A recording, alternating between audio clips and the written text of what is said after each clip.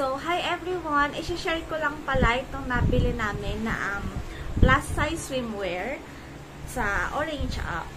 So, yung nabili namin is yung 3-in-1. Ito siya. Ito yung top. Ganyan siya.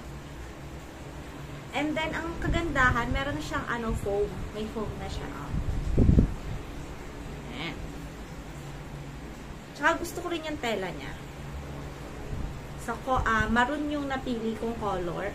Actually, marami itong iba't ibang color. Meron pang parang mga parang mabulaklak, ganyan, printed. Tapos, may kasama na siyang panty na parang shorts.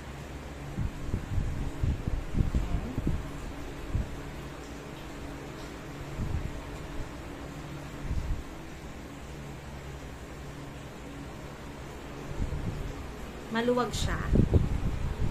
And then, ito, yung kanyang palda na may slit siya.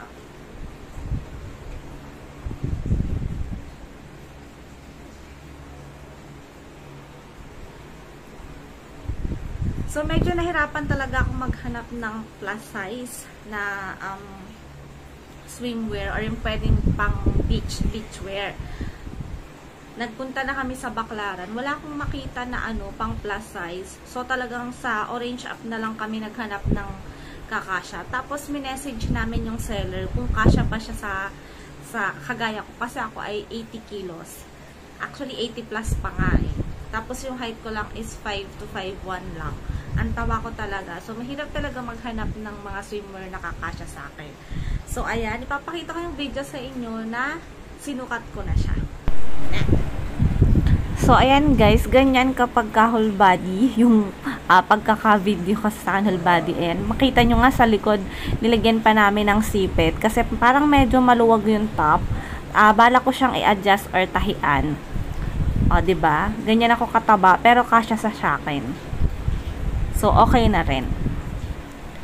Tapos, ayan naman guys, yung, yan nga yung top. Kaya medyo, ayan, bala kong tahian siya dyan sa part na yan. Para hindi masyadong revealing. Pero, so far, goods na goods naman na siya. Kung siguro mas mataba pa or mas fitted yan sa inyo. Na-order ko nga pala to sa halagang 299 pesos. So, review, hindi ko pa siya mare-review talaga kasi hindi ko pa siya nagagamit ng matagal. Kasi balak pa lang namin siyang gamitin ngayong February. So, siguro kapag nagamit ko na ng buong araw, saka ko na lang ulit i-review kung matibay ba siya. Pero sa tingin ko naman matibay siya. Okay din yung mga garter niya, garterize siya. Saka nasukat ko naman na. So, goods na goods talaga to sa mga plus size kagaya ko. At dun sa mga medyo conservative dyan. Kasi hindi masyadong revealing. Although mataas yung slit, pero may kasama naman na siya nito na parang short na nga siya. Hindi na siya panty, para na siyang short. Diba? So, gusto mo nakapanty ka na, nakaganto ka pa, diba?